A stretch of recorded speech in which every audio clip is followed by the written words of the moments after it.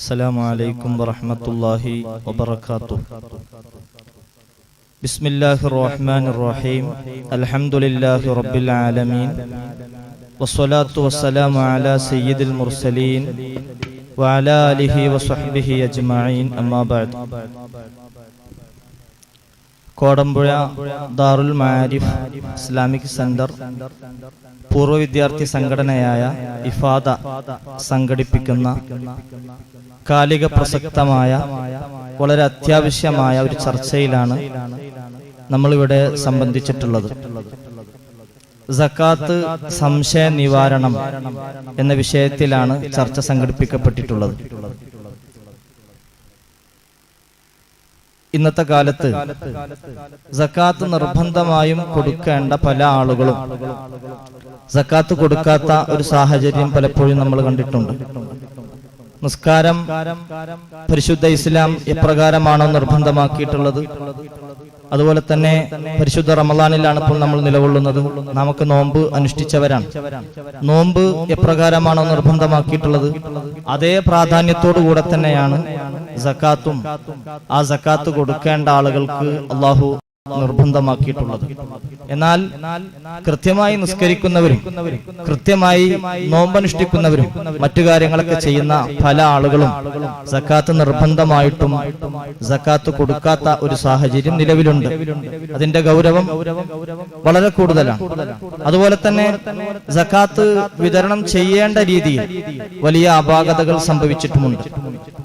ഫിത്ർ സക്കാത്ത് വിതരണം ചെയ്യുന്നിടത്ത് അയൽപക്കത്തുള്ള ആളുകൾക്ക് അവർ അവകാശികളാണോ, സക്കാത്ത് സ്വീകരിക്കാൻ അർഹരാണോ എന്ന കാര്യമൊന്നും പരിഗണിക്കാതെ പരിചയമുള്ളവരുടെ അടിസ്ഥാനത്തിൽ അല്ലെങ്കിൽ കൊണ്ടുപോയി കൊടുക്കാൻ ഏറ്റവും സൗകര്യം എന്നൊക്കെ നോക്കിയിട്ട് വിതരണം ചെയ്യുന്ന സാഹചര്യം കാണാം.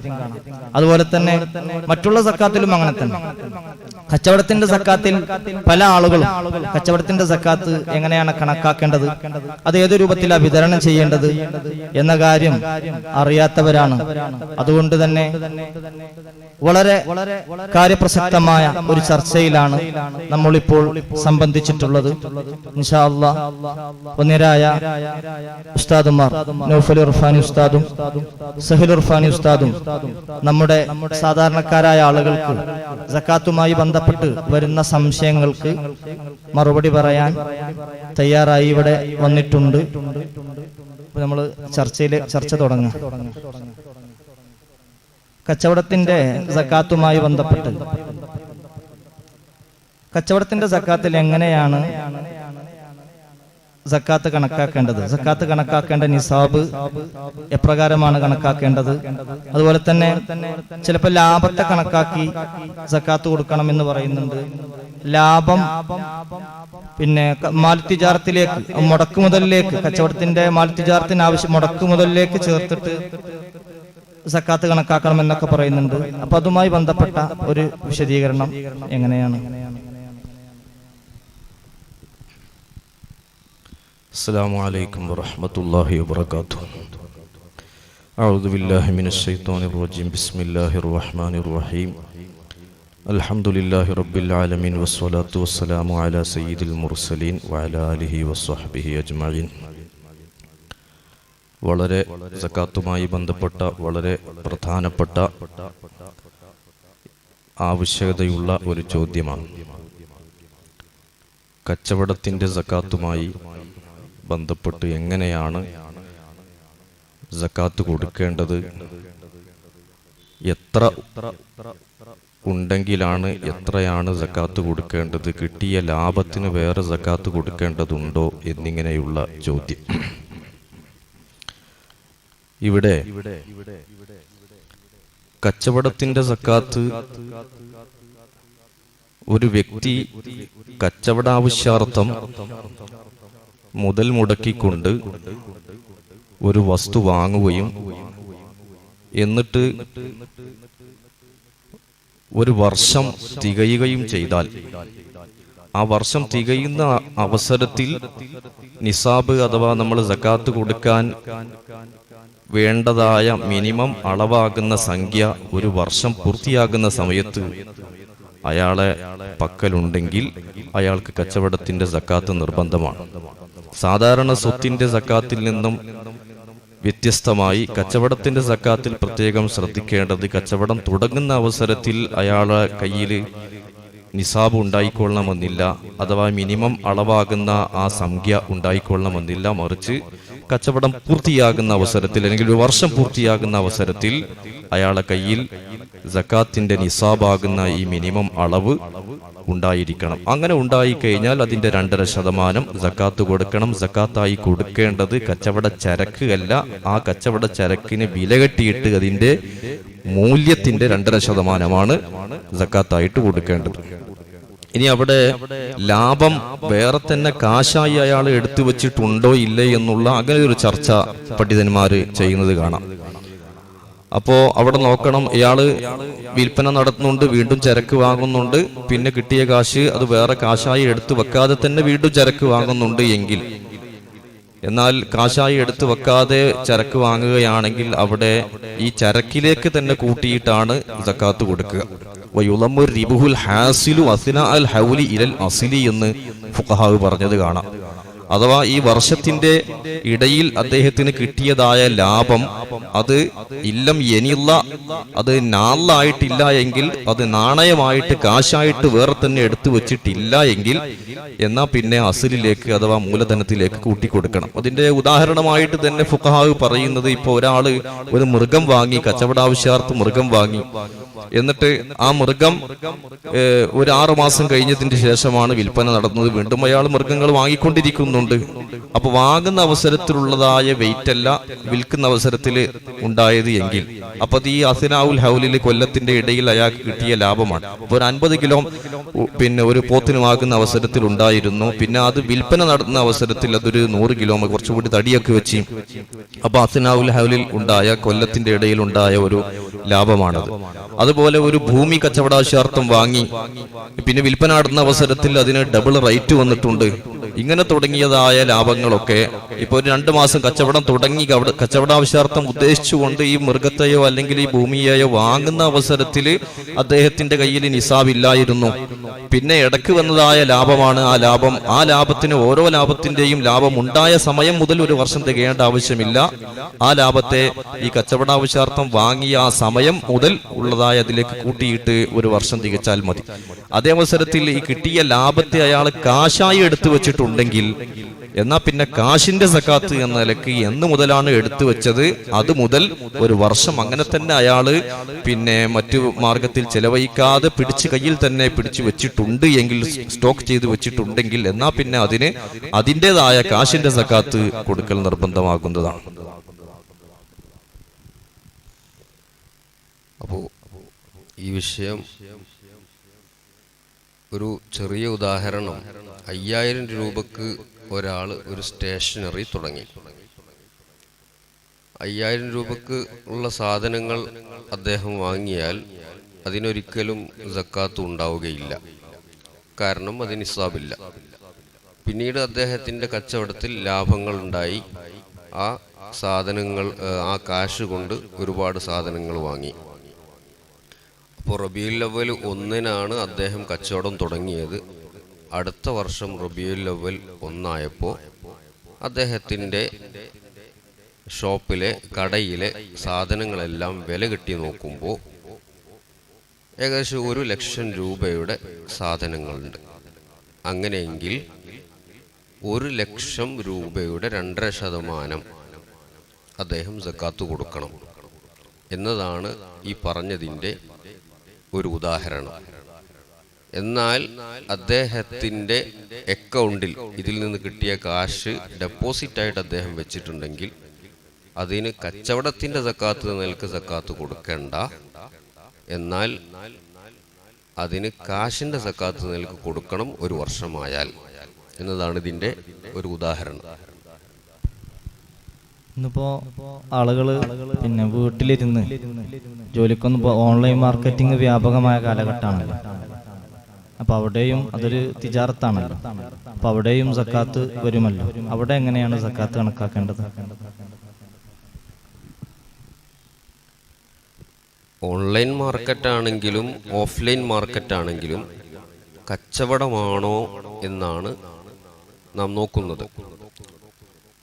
അഥവാ കച്ചവടം എന്ന ഉദ്ദേശത്തോടുകൂടെ കാശ് കൊടുത്ത് സാധനങ്ങൾ വാങ്ങുന്നു, അവ വിൽക്കുന്നു. അത് ഓൺലൈനിലാകാം, ഓഫ്ലൈനിലാകാം. അത് നടന്നുകൊണ്ട് കച്ചവടം നടത്താം, പല രീതിയിലുമാകാം. എങ്ങനെയാണെങ്കിലും കച്ചവടം തുടങ്ങിയതു മുതൽ ഒരു വർഷമായാൽ വർഷമാകുന്ന സമയത്ത് നിസാബുണ്ടോ സക്കാത്ത് കൊടുത്തുകൊള്ളണം. അടുത്തതായി നമ്മൾ കച്ചവടത്തിന്റെ സക്കാത്താണെങ്കിലും അതുപോലെ പണത്തിന്റെ സക്കാത്താണെങ്കിലൊക്കെ ഒരു നിസാബ് എത്തേണ്ടതുണ്ട്. അപ്പോൾ നിസാബ് എന്ന് പറഞ്ഞാൽ സക്കാത്ത് നിർബന്ധമാകാൻ ആവശ്യമായ ഒരു കണക്ക്. ആ കണക്ക് നമ്മൾ കണക്കാക്കുന്നത് ഏതനുസരിച്ചാണ്? അതായത് സ്വർണത്തിന്റെ അളവനുസരിച്ചാണോ, നിസാബിന്റെ കണക്കനുസരിച്ചാണോ, അതല്ല വെള്ളിയുടെ കണക്കനുസരിച്ചാണോ എന്നുള്ളതാണ്.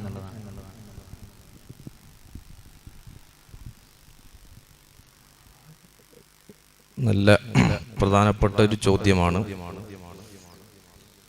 ഇന്ന് നമ്മൾ കച്ചവടത്തിന്റെ സക്കാത്താണെങ്കിലും അതിന് ചരക്കിന് വില കിട്ടുന്ന അവസരത്തിൽ, അതല്ലെങ്കിൽ മറ്റു പണത്തിന്റെ സക്കാത്തിന് കൊടുക്കുമ്പോൾ വെള്ളിയുടെ നിസാബ് അനുസരിച്ച്, അഥവാ 200 ദിർഹം 595 ഗ്രാം വെള്ളി നാണയത്തിന്റെ വില കിട്ടുകയാണെങ്കിൽ അത് ഏകദേശം ഒരു 50,000 രൂപയുടെ അടുത്ത് വരുന്നുള്ളൂ.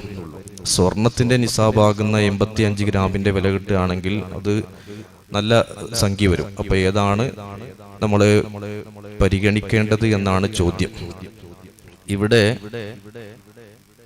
ഹബീബ് സല്ലല്ലാഹു അലൈഹി വസല്ലമ തങ്ങളിൽ നിന്ന് നേരിട്ട് നസ്സായി, വ്യക്തമായി, ഖണ്ഡിതമായി സ്ഥിരപ്പെട്ടത് വെള്ളിയുടെ നിസാബാണ്. സ്വർണത്തിന്റെ നിസാബ് ഖണ്ഡിതമായി 85 ഗ്രാം, അതല്ലെങ്കിൽ 20 മിസ്കാല് എന്നുള്ളത് ഷാഫി മദ്ഹബിൽ അങ്ങനെയാണ്. മറ്റു മദ്ഹബുകളിൽ മറ്റു ഇമാമിങ്ങളുടെ ഇടയിൽ ഇഖ്തിലാഫുള്ള, അഭിപ്രായ വ്യത്യാസമുള്ള കാര്യമാണ്. എന്നാൽ വെള്ളിയുടേതിൽ അത് 595 ഗ്രാം, അതല്ലെങ്കിൽ 200 ദിർഹം എന്നുള്ളത് ഖണ്ഡിതമായി സ്ഥിരപ്പെട്ട കാര്യമാണ്. അപ്പൊ അതാണ് അസ്ലായിട്ട് നമ്മൾ എടുക്കുന്നത്. അതുകൊണ്ട് തന്നെ പണ്ഡിതന്മാർ പറഞ്ഞത് കാണാം, വസബബു ഇഖ്തിലാഫിഹി ഫീ നിസാബിൽ ദഹബി വൽ ഫില്ലത്തി ഫീ നിസാബിൽ ദഹബി, സ്വർണത്തിന്റെ നിസാബ് ഇഖ്തിലാഫാകാനുള്ള കാരണം തന്നെ അന്നഹു ലം യസ്ബുത് നസ്സുൻ അനി നബി സല്ലല്ലാഹു അലൈഹി വസല്ലം, നബി സല്ലല്ലാഹു അലൈഹി വസല്ലം തങ്ങളിൽ നിന്ന് സ്വർണത്തിന്റെ നിസാബിന്റെ വിഷയത്തിൽ ഒരു നസ്സ് അതിൽ സ്ഥിരപ്പെട്ടിട്ടില്ല എന്നാണ്. കമാ സബത ഫിൽ ഫില്ലത്തി, ഫില്ലത്തിൽ സ്ഥിരപ്പെട്ടതുപോലെ. അപ്പോൾ ഫില്ലത്താണ് അതിന്റെ, അഥവാ വെള്ളിയാണ് അസ്ല്, അതിനോട് ഖിയാസാക്കിക്കൊണ്ട് തുലനം ചെയ്തുകൊണ്ടാണ് പണ്ഡിതന്മാര് സ്വർണത്തിന്റെ നിസാബിനെ കണക്കാക്കുന്നത്. അപ്പൊ നമ്മുടെ രാജ്യത്ത് വെള്ളിയാണ് അതിനെ അസിലാക്കി കണക്കാക്കിക്കൊണ്ട്, വെള്ളിയാണ് നബിതങ്ങളിൽ നിന്ന് സ്ഥിരപ്പെട്ടത് എന്നതുകൊണ്ട് തന്നെ വെള്ളിയുടെ നിസാബ് എടുത്തുകൊണ്ട് അത് മൂല്യമാക്കി കച്ചവട ചരക്കിന് വില കിട്ടിയിട്ടും, അല്ലെങ്കിൽ പണത്തിന്റെ സക്കാത്താണെങ്കിലും വെള്ളിയുടെ നിസാബായിട്ടാണ് പരിഗണിക്കേണ്ടത്. അതായത് സ്വർണത്തിന്റെ നിസാബ് 20 മിസ്കാലാണ് എന്നത് റസൂലുള്ളാഹിയിൽ നിന്ന് വ്യക്തമായിട്ട് നസ്സായിട്ട് സ്ഥിരപ്പെട്ടിട്ടില്ല. ഷാഫി മദ്ഹബിലെ പ്രബലമായ അഭിപ്രായം അങ്ങനെ തന്നെയാണ്. അടുത്തത് ഫിത്ർ സക്കാത്തുമായി ബന്ധപ്പെട്ട ഒരു സംശയമാണ്. അതായത് നമ്മൾ ഫിത്ർ സക്കാത്ത് നിർബന്ധമാകുന്നത് പെരുന്നാളിന്റെ രാത്രി സൂര്യാസ്തമയ സമയത്ത് എവിടെയാണോ ഉള്ളത് അവിടെ സക്കാത്ത് കൊടുക്കണമെന്നാണല്ലോ. അപ്പോൾ ഒരാൾ ബസ്സിലോ ട്രെയിനിലോ ഒക്കെ യാത്ര ചെയ്തുകൊണ്ടിരിക്കുന്ന സമയത്ത് അസ്തമയം ഉണ്ടായാൽ, സൂര്യാസ്തമയം ഉണ്ടായാൽ എന്താണ് ചെയ്യേണ്ടത്? അദ്ദേഹം എവിടെയാണ് അദ്ദേഹത്തിന്റെ സക്കാത്ത് കൊടുക്കേണ്ടത്? ഫിത്ർ സക്കാത്ത് ആൾ എവിടെയാണോ അവിടെ തന്നെയാണ് കൊടുക്കേണ്ടത്. കൊടുക്കാൻ സൗകര്യപ്പെടാത്തതായ ഇത്തരം സന്ദർഭങ്ങളിൽ സക്കാത്ത് നഖ്ല് ചെയ്യാൻ പറ്റും. അഥവാ മറ്റു നാട്ടിലേക്ക്, സ്വന്തം നാടല്ലാത്ത മറ്റു നാട്ടിലേക്ക് കൊണ്ടുപോയി അവിടെയുള്ള അവകാശികൾക്ക് കൊടുക്കാം എന്ന നമ്മുടെ മദ്ഹബിലെ തന്നെ മറ്റൊരഭിപ്രായം മാനിച്ച് അത് കൊടുക്കാവുന്നതാണ്. ഇവിടെ ചെറിയ യാത്രകളൊക്കെ ആണെങ്കിൽ നമ്മുടെ ശാഫിഈ പണ്ഡിതന്മാരിൽ തന്നെ ചില ആളുകൾ, ചില പണ്ഡിതന്മാർ പറഞ്ഞിട്ടുണ്ട്, നിസ്കാരം ഖസ്റാക്കാൻ പറ്റുന്ന ദൂരമുള്ള സ്ഥലങ്ങളെല്ലാം സ്വന്തം നാടായിട്ടാണ് കരുതുന്നത്. അതുകൊണ്ട് അത്തരം യാത്രകളാണെങ്കിൽ അവന്റെ നാട്ടിലെത്തിയിട്ട് തന്നെ കൊടുത്താൽ മതി. അല്ലെങ്കിൽ അവൻ എങ്ങോട്ടാണോ പോകുന്നത് അവന്റെ ഒരു ഡെസ്റ്റിനേഷൻ പോയിന്റ് ഉണ്ടാവും, അവിടെ എത്തിയിട്ട് കൊടുത്താൽ മതി.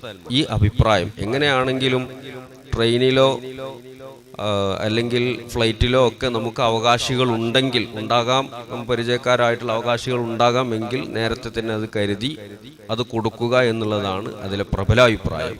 അത് സാധിക്കുന്നില്ലെങ്കിൽ നമ്മൾ യാത്ര അവസാനിക്കുന്നിടത്ത്, നമ്മൾ എത്തിച്ചേരുന്നിടത്ത് ഈ അഭിപ്രായം, പണ്ഡിതന്മാരുടെ ഈ അഭിപ്രായം പിടിച്ചുകൊണ്ട് കൊടുക്കേണ്ടതാണ്.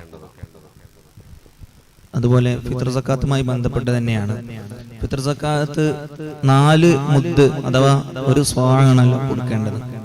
അപ്പോൾ അതിന്റെ തൂക്കത്തിന്റെ കണക്ക് കൃത്യമല്ല, പല നിലക്കും മാറി വരാം.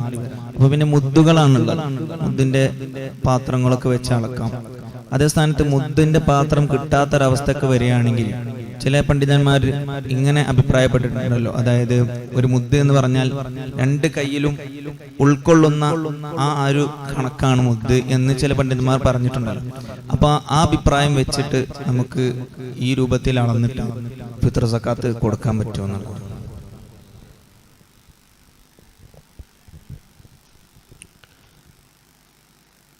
മുദ്ദ് റസൂലുള്ളാഹി സ്വല്ലല്ലാഹു അലൈഹി വസല്ലം തങ്ങളുടെ കാലഘട്ടത്തിൽ ഉപയോഗിച്ച മുദ്ദ്, അതിൻ്റെ അളവ് ഇന്ന് നമുക്ക് ലഭ്യമായിട്ടുള്ള അളവിൽ അഭിപ്രായ വ്യത്യാസങ്ങളുണ്ട്. അതുകൊണ്ട് തന്നെ ചില പണ്ഡിതന്മാരൊക്കെ അതിൻ്റെ തൂക്കം പറയുമ്പോൾ അതിലും അഭിപ്രായ വ്യത്യാസം കാണുന്നുണ്ട്. ഇന്ന് നമ്മുടെ നാട്ടിലൊക്കെ പ്രചാരത്തിലുള്ളതായ മുദ്ദുപാത്രം, ആ മുദ്ദു പാത്രത്തിൽ അളക്കുമ്പോൾ തന്നെ നമുക്ക് കിലോ വ്യത്യാസം കാണുന്നുണ്ട്. അപ്പോൾ നമ്മുടെ മദ്ഹബിലെ ചില പണ്ഡിതന്മാർ ഈ തൂക്കം, ഈ അളവ് കൃത്യമാക്കാൻ വേണ്ടി സാധാരണ രീതിയിലുള്ളതായ ഒരാള്, അയാളുടെ കൈയിൻ്റെ ഒരു കോരൽ മതി, അഥവാ ഇങ്ങനെയുള്ള ഒരു കോരൽ ഒരു മുദ്ദിന് സമമാകും എന്ന് പറഞ്ഞിട്ടുണ്ട്. അപ്പോൾ അധികം വലിയ തടിയുള്ള നീളമുള്ള ആളാകാൻ പാടില്ല, അധികം കുറിയനുള്ള ഒരു സാധാരണ നിലയുള്ള ഒരാളുടെ ഇങ്ങനെയുള്ള ഇതുകൊണ്ട് അത് കണക്കാക്കാം എന്ന് പറഞ്ഞിട്ടുണ്ട്. അപ്പോൾ ആ രീതിയിൽ നമുക്ക് കണക്കാക്കാവുന്നതാണ്, അത് പിടിക്കാവുന്നതാണ്. പക്ഷേ ഇന്ന് നമ്മുടെ പണ്ഡിതന്മാര് അത് മുദ്ദിന്റെ പാത്രം കൊണ്ടും അതിന്റെ കിലോ കണക്ക് കൊണ്ടും അതിന്റെ സൂക്ഷ്മത കൊണ്ടും ഒരു അളവ് പറയുന്നുണ്ട്. അപ്പൊ ഏകദേശം അരിയുടെ കണക്കനുസരിച്ചാണ് അത് നിൽക്കുക. ചില അരി നല്ല തൂക്കം ഉണ്ടാവും, ചിലപ്പോൾ 3 കിലോയിലധികം വരും. ചില അരിന്റെ തൂക്കം കുറയും, കനം കുറയും.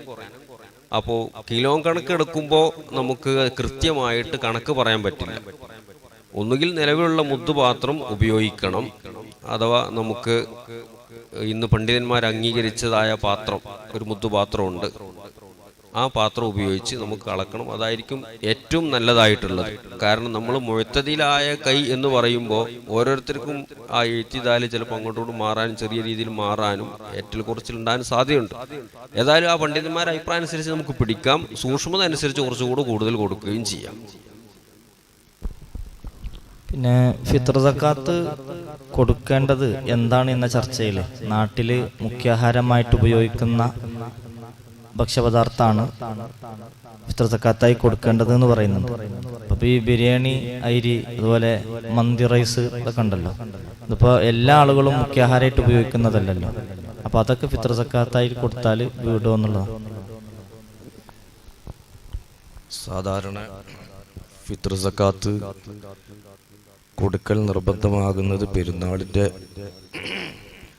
മാസം കാണുന്ന സമയത്താണ്. കണ്ടതിൻ്റെ ശേഷമാണ് ആളുകൾ കൊടുക്കാറുള്ളത്.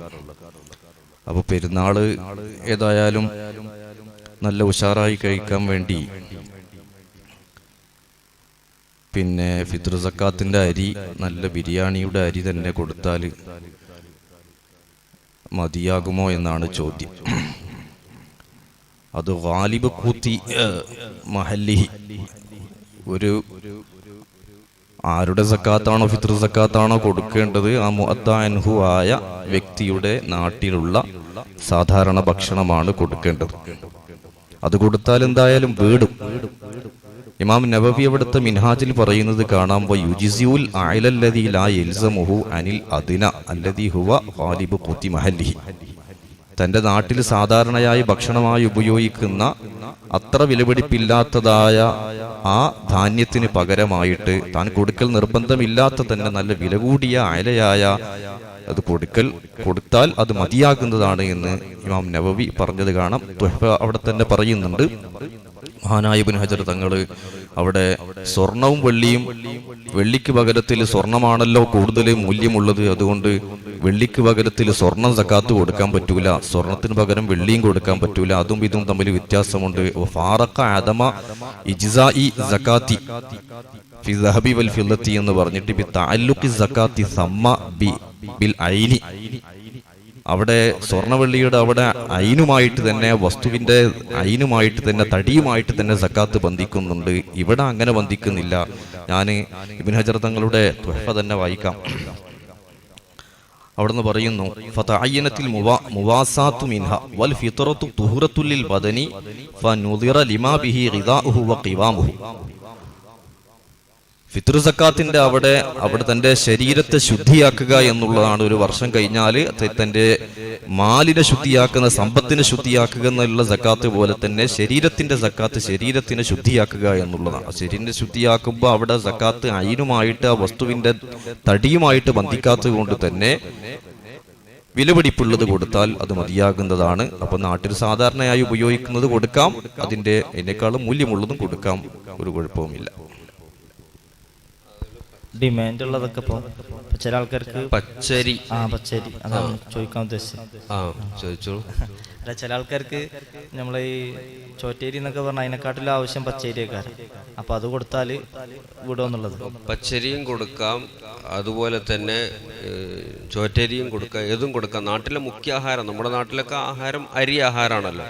അപ്പൊ അരിയിൽ നിന്ന് മുന്തിയ ഇനം എന്ന രീതിയിലാണ് അരിയുടെ ഏത് ഇനവും നമുക്ക് കൊടുക്കാം. പക്ഷെ അത് പുഴുക്കുത്തില്ലാത്ത അരി ആയിരിക്കണം, കേടുവരാത്ത അരി ആയിരിക്കണം എന്നുള്ളതാണ് ചിന്തിക്കേണ്ടത്. അപ്പം പച്ചരിയും കൊടുക്കാം.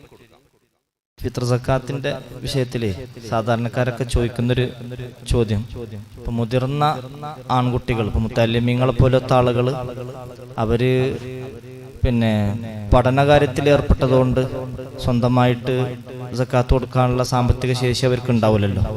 എന്നാലാണെങ്കിലും പ്രായപൂർത്തി പക്വതെത്തും ചെയ്തിട്ടുണ്ട്. ശരിക്ക് പ്രായപൂർത്തി എത്തലോടുകൂടെ രക്ഷിതാവിന് അയാളെ ഫിത്ർ സക്കാത്ത് കൊടുക്കാന്നുള്ള ഉത്തരവാദിത്വം ഒഴിവായി. പക്ഷെ ഇവിടെ കൊടുക്കാൻ ഇയാൾക്ക് സാമ്പത്തികമായ ഒരു ശേഷിയില്ല, പഠിക്കുന്ന ഒരു മുത്താലിമാണ്.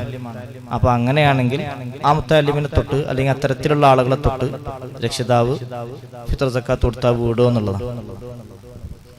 അഥവാ ദർസുകളിലോ അതല്ലെങ്കിൽ സ്ഥാപനങ്ങളിലോ ഒക്കെ പഠിച്ചുകൊണ്ടിരിക്കുന്ന പ്രായപൂർത്തി എത്തിയതായ മുത്തഅല്ലിമീങ്ങൾ, അവർക്ക് ഒരു പഠനാവശ്യത്തിൽ ബന്ധപ്പെട്ട കാരണത്താൽ ജോലിക്ക് പോകാൻ സാധിക്കുന്നില്ല.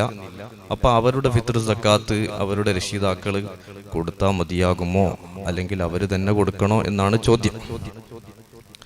മഹാനായ സൈനുദ്ദീൻ മഖ്ദൂം തങ്ങൾ ഇവിടുത്തെ ഫതുഹുൽ മുഈനിൽ അടക്കമുള്ള എല്ലാ കിതാബിലും പറഞ്ഞ കാര്യമാണ്, വലാ അൻ വലദിൻ കബീരിൻ ഖാദിരിൻ അലാ കസ്ബിൻ. ജോലിക്ക് പോകാൻ കഴിവുള്ളതായ പ്രായപൂർത്തിയെത്തിയതായ തൻ്റെ വലിയ പ്രായപൂർത്തിയെത്തിയതായ കുട്ടിയുടെ സക്കാത്ത്, ഫിത്ർ സക്കാത്ത് പാപ്പ കൊടുത്താൽ അല്ലെങ്കിൽ രക്ഷിതാവ് കൊടുത്താൽ അത് മതിയാകൂല എന്ന് ഫുഖഹാവ് പറഞ്ഞതാണ്.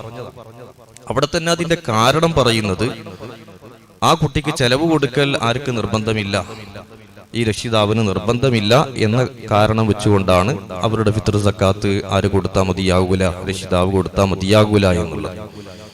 എന്നാൽ ഈ പഠനാവശ്യാർത്ഥം ആയി അത്തരം കാര്യങ്ങളുമായി ബന്ധപ്പെട്ട് അവൻ ശർഈയായി ഇൽമു പഠിക്കുക എന്ന് വെച്ചിട്ടാണെങ്കിൽ അതുകൊണ്ട് പിന്നെ ഉഖ്റവിയായ രൂപത്തിലുള്ള ഫായിദ ഉണ്ടാകണം, ഫലം ഉണ്ടാകണം. അങ്ങനെയുള്ളതായ ഇൽമുമായിട്ട് ബന്ധപ്പെടുന്ന ആളാണെങ്കിൽ ആ കുട്ടിയുടെ ചെലവ് രക്ഷിതാവ് കൊടുക്കണമെന്ന് ഇബ്നു ഹജർ തങ്ങൾ തന്നെ തുഹ്ഫയുടെ 8-ാം ഭാഗത്തിൽ വിശദീകരിച്ചത് കാണാം. അപ്പൊ അതനുസരിച്ച് നോക്കുമ്പോൾ ആ കുട്ടിക്ക് ചെലവ് കൊടുക്കൽ നിർബന്ധമാണെങ്കിൽ കുട്ടിയുടെ ഫിത്ർ സക്കാത്തും ആര് കൊടുക്കണം? രക്ഷിതാവ് തന്നെ കൊടുക്കണം. ഇബ്നു ഹജർ തങ്ങൾ തുഹ്ഫയിൽ പറയുന്നത് കാണാം, വബഹസൽ അദ്റഇ വുജൂബഹാ ലിഫറഇൻ കബീരി.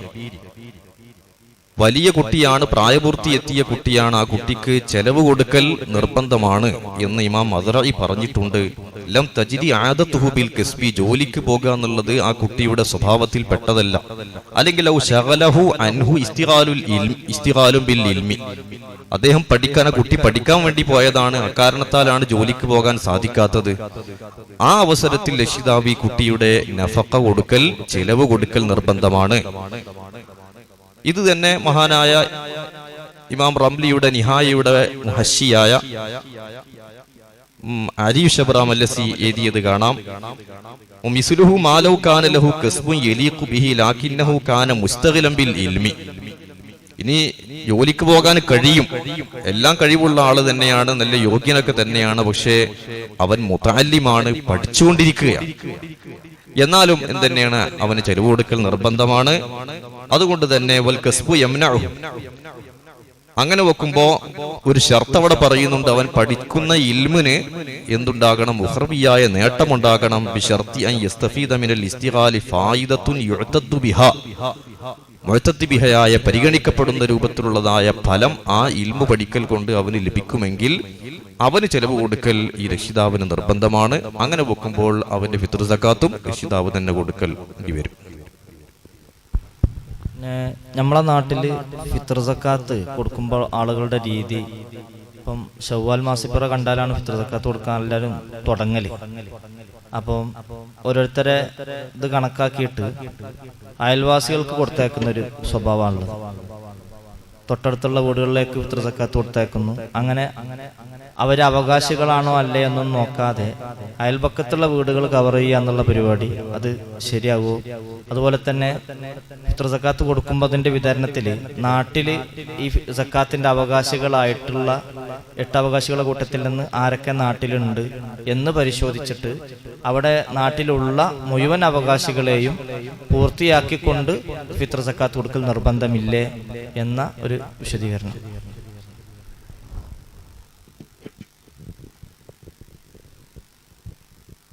വളരെ ശ്രദ്ധിക്കേണ്ട ഒരു കാര്യമാണ് ചോദ്യത്തിൽ ഉന്നയിച്ചിട്ടുള്ളത്. ഫിത്ർ സക്കാത്ത് വിതരണം പലരിലും ഒരു ചടങ്ങായിട്ട് കണ്ടിട്ടുണ്ട്. അത് പെരുന്നാൾ ദിവസം എല്ലാവരും നടത്തുന്നു, ഞാനും അത് ചെയ്യുന്നു എന്ന രീതിയിൽ അവകാശികളെ നോക്കാതെ അരി വിതരണം ചെയ്യുന്ന ഒരു സംഭവം നമ്മൾ കാണുന്നു. 8 അവകാശികളിൽ പെട്ട അവകാശികൾക്ക് ഫിത്ർ സക്കാത്തും കൊടുക്കാവൂ. അത് അയൽവാസികൾ അവകാശികൾ ഉണ്ടെങ്കിൽ അവർക്ക് കൊടുക്കാം, കുടുംബക്കാർ അവകാശികൾ ഉണ്ടെങ്കിൽ അവർക്ക് കൊടുക്കാം. അല്ലാതെ കുടുംബക്കാരായി എന്നുള്ളത് കൊണ്ട് അവകാശികളാവുന്നില്ല, അയൽവാസികളായി എന്നുള്ളത് കൊണ്ടും അവകാശികളാവുന്നില്ല.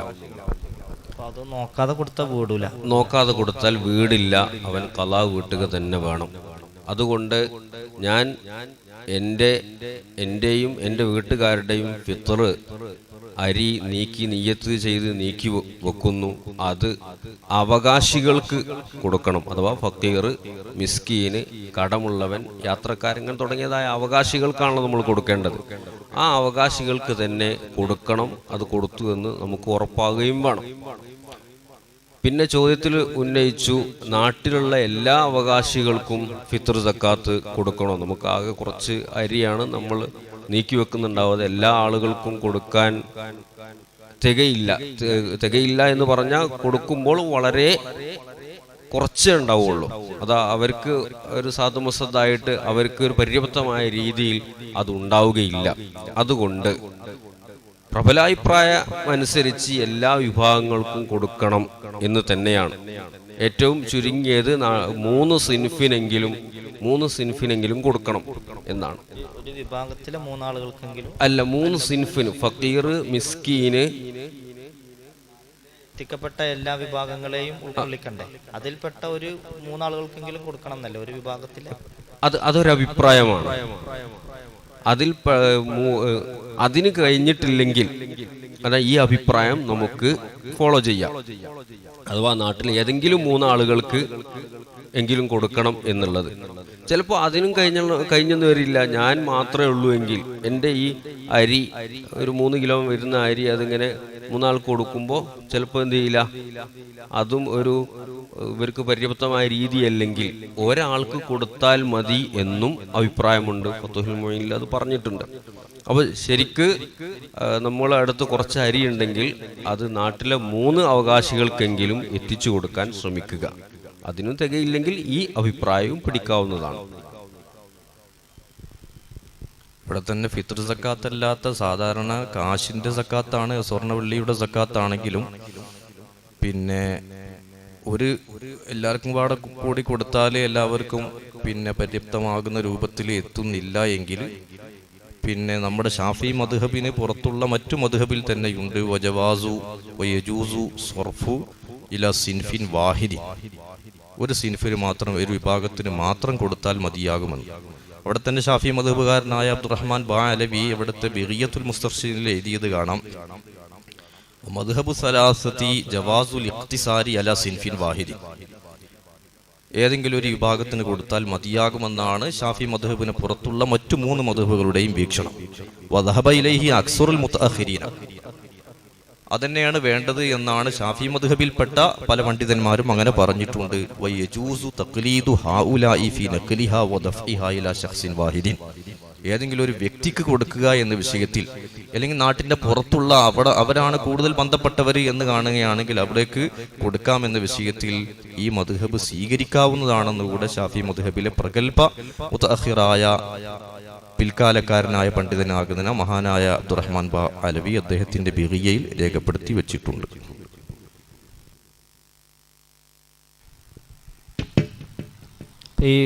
ഈ ഫിത്ർ സക്കാത്താവട്ടെ, ഏത് സക്കാത്താവട്ടെ, അത് ചെലവ് കൊടുക്കൽ നിർബന്ധമുള്ള ആളുകൾക്ക് അത് കൊടുത്താൽ ശരിയാകും എന്നുള്ളതാണ്. സക്കാത്ത് ചെലവ് കൊടുക്കൽ നിർബന്ധമുള്ള ആൾക്ക് സക്കാത്ത് കൊടുത്താൽ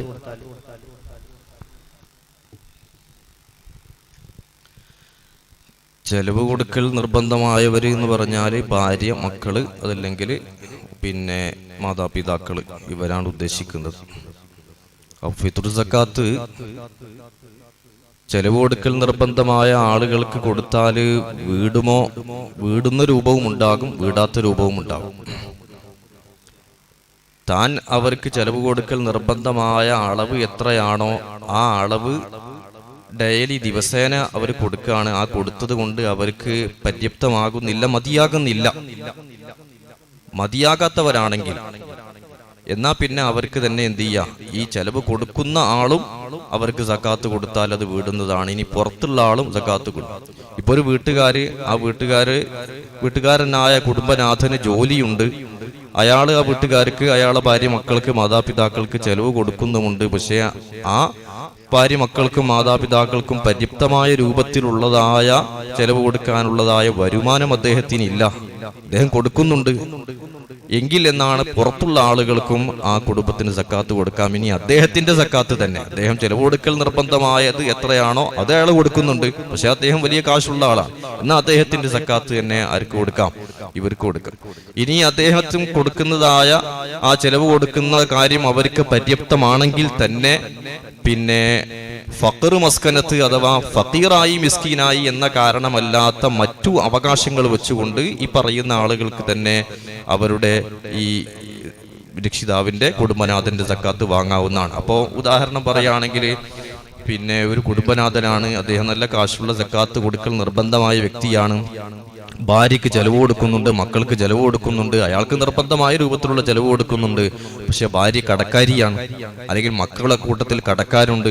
എന്നാൽ ഇയാളുടെ സക്കാത്ത് മക്കൾക്ക് കൊടുക്കാം, കടക്കാരൻ എന്ന നിലക്ക് കൊടുക്കാം, ഭാര്യയ്ക്ക് കൊടുക്കാവുന്നതാണ്. അല്ലെങ്കിൽ വേറെ അല്ലെങ്കിൽ നേരത്തെ പറഞ്ഞതുപോലെ യാത്രക്കാരനാണ്, അതുപോലെയുള്ള എന്തെങ്കിലും കാരണങ്ങൾ പെട്ടെങ്കിൽ സക്കാത്ത് കൊടുക്കാവുന്നതാണ്. നമ്മുടെ മദ്ഹബിലെ പ്രബലമായ അഭിപ്രായ പ്രകാരം ഒരു നാട്ടിലെ സക്കാത്ത് അവിടെ തന്നെ കൊടുക്കണമെന്നാണ്. അപ്പോ എന്താണ് ഈ നാട് എന്ന് ഉദ്ദേശിക്കുമ്പോൾ അതിന്റെ പരിധി എത്രയാണ്? എപ്പോഴാണ് നാട് വിട്ടുകൊടുത്തു, അതായത് നെക്കുൽ സക്കാത്ത് നാട് വിട്ട് എപ്പോഴാണ് കൊടുത്തു എന്ന് പറയാം? നാടിന്റെ പരിധി എങ്ങനെയാണ് കണക്കാക്കുന്നത്?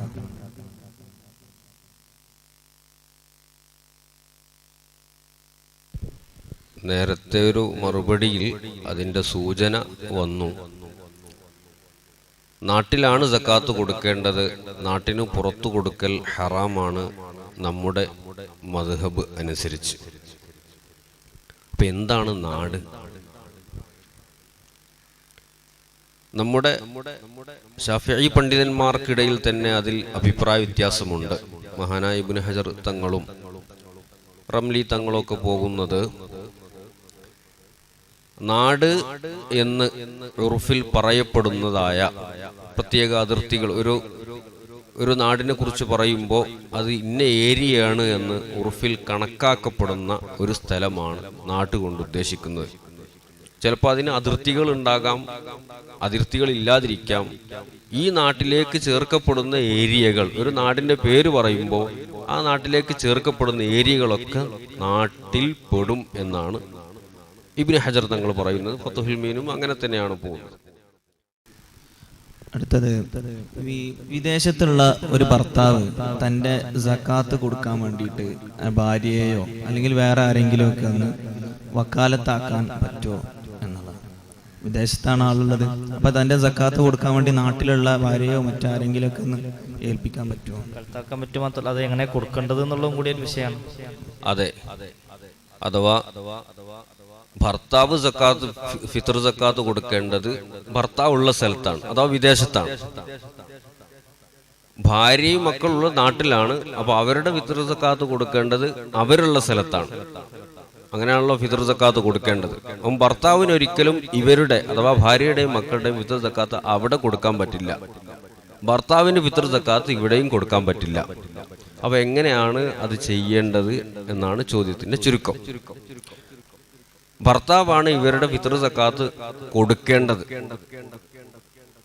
ഭാര്യയുടെ ഫിത്ർ സക്കാത്ത് ഭർത്താവിന്റെ സമ്മതമില്ലാതെ ഭാര്യക്ക് ഫിത്ർ സക്കാത്ത് കൊടുക്കാൻ പറ്റില്ല.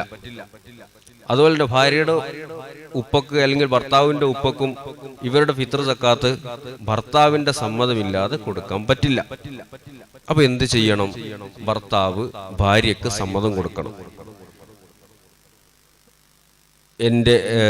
നിന്റെയും നിന്റെ കുട്ടികളുടെയും ഫിത്ർ സക്കാത്ത് നൽകാൻ നിയ്യത്ത് ചെയ്യാനും അത് നൽകാനും നിന്നെ ഏൽപ്പിച്ചു എന്ന് പറഞ്ഞ് വക്കാലത്ത് കൊടുക്കണം.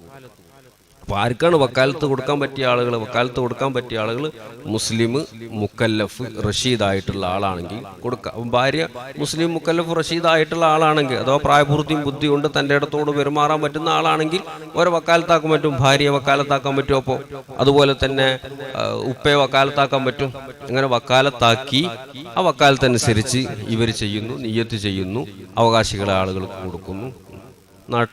ഇവരുടെ സക്കാത്ത് ഇവിടെ കൊടുക്കുന്നു, ഭർത്താവിന് സക്കാത്ത് അവിടെ കൊടുക്കുന്നു.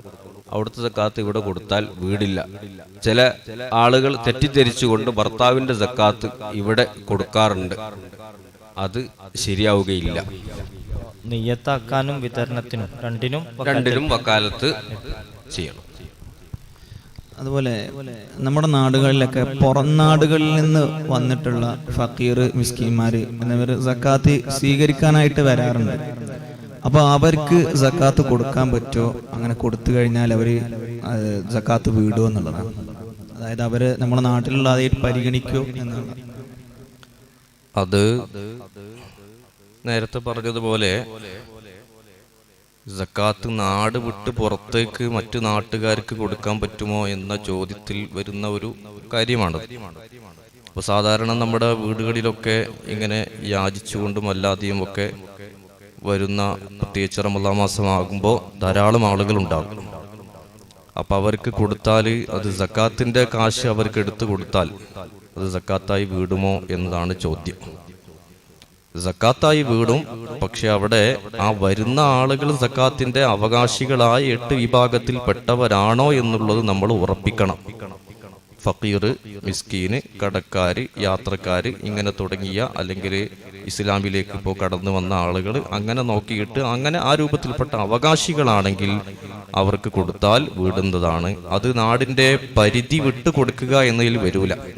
നാട്ടിന്റെ ഉള്ളിലുള്ള ആളുകൾക്ക് കൊടുക്കുക എന്നതുകൊണ്ടുള്ള ഉദ്ദേശ്യം തന്നെ കൊടുക്കുന്ന അവസരത്തിൽ ഈ സക്കാത്ത് വാങ്ങുന്ന വ്യക്തി നാട്ടിന്റെ ഉള്ളിലുണ്ടാക്കുക എന്നാണ്. അല്ലാതെ ആ നാട്ടുകാരൻ അവിടെ സ്ഥിരതാമസക്കാരനാകുക എന്നല്ല. മഹാനായ ഇമാം ബുജൈരിമി അവിടുന്ന് എഴുതിയത് കാണാം, അൽ മുറാദു ബി ഫഖീരിൽ ബലദി അല്ലദി തുസ്റഫു ഇലൈഹി സക്കാത്തു മൻ കാന ബി ബലദിൽ മാലി ഇൻദൽ വുജൂബി. സക്കാത്ത് നിർബന്ധമാകുന്ന അവസരത്തിൽ ആ വ്യക്തി അഥവാ സക്കാത്ത് വാങ്ങുന്ന വ്യക്തി ഈ നാട്ടിലുണ്ട് എന്നാണ്. ആ നാട്ടുകാരനാകണമെന്നില്ല, നാട്ടിലുണ്ടാകുക എന്നാണ്. മഹാനായ അല്ലാമ സുലൈമാനുൽ ജമൽ അവിടുത്തെ ഹാഷിയത്തുൽ ജമലിൽ എഴുതിയത് കാണാം. ഈ പറഞ്ഞ വിഷയത്തിനോട് തുടർന്ന് എഴുതിയത് കാണാം, വഅമ്മായിദാ ജാഅ മൻ ലൈസ മിൻ അഹ്ലി മഹല്ലിഹ. ആ നാട്ടുകാരനല്ലാത്ത ഒരാൾ ആ നാട്ടിലേക്ക് കടന്നു വന്നു, ഫി മഹല്ലിഹ, എന്നിട്ട് ആ സക്കാത്ത് വിതരണം ചെയ്യുന്ന നാട്ടിൽ വെച്ച് അയാൾ സക്കാത്ത് സ്വീകരിക്കുകയും ചെയ്തു. എന്നാൽ ഫലാ യുഖാലു ഫീഹി നഖ്ലുൻ, അവിടെ നഖ്ലു സക്കാത്ത് അല്ലെങ്കിൽ സക്കാത്ത് നാടിന്റെ പുറത്തേക്ക് കൊടുത്തു എന്ന് അവിടെ പറയാൻ പറ്റൂല. ബലില്ലദി ഹളറ ഫീ മഹല്ലിഹ സ്വാറ മിൻ അഹ്ലിഹി, ആ നാട്ടിലേക്ക് വന്നു കഴിഞ്ഞാൽ അവൻ ആ നാട്ടുകാരനായി മാറി. അപ്പൊ പിന്നെ അവന് സക്കാത്ത് കൊടുക്കാവുന്നതാണ്. സവാഉൻ ഹളറ ഖബലൽ ഹൗലി ഔ ബഅദഹു, ഇവന് സക്കാത്ത് നിർബന്ധമാകുന്നതിന്റെ വർഷം പൂർത്തിയാകുന്നതിന് മുമ്പെയാണ് നാട്ടിലേക്ക് വന്നത്, അല്ലെങ്കിൽ സക്കാത്ത് നിർബന്ധമായതിന്റെ ശേഷമാണെങ്കിലും, വസവാഉൻ ഹളറ ലി ഖറദിൻ ഗൈരി അഹ്ലിഹ ഔ ലി ഖറദി അഹ്ലിഹ, സക്കാത്ത് സ്വീകരിക്കുക എന്ന് പ്രത്യേക ഉദ്ദേശം വെച്ചുകൊണ്ട് വന്നാലും ശരി, വേറെന്താ ആവശ്യത്തിന് ആ നാട്ടിലേക്ക് വന്നാലും ശരി, എന്തായാലും അങ്ങനെ വരുന്നവർക്ക് കൊടുക്കാം. പക്ഷെ അവിടെ ശ്രദ്ധിക്കേണ്ട കാര്യം, അങ്ങനെ വന്ന് വാങ്ങുന്ന ആള് ഈ സക്കാത്തിന്റെ അവകാശികളെ കൂട്ടത്തിൽ പെട്ടവരാണോ എന്ന് ഉറപ്പുവരുത്തണം.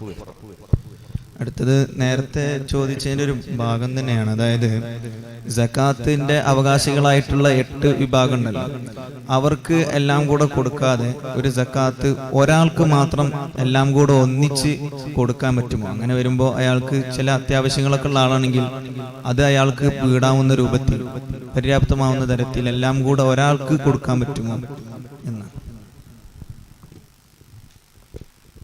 നേരത്തെ നമ്മളതിൻ്റെ മറുപടി പറഞ്ഞു. അഥവാ പ്രബലാഭിപ്രായം അനുസരിച്ച് പറ്റില്ല.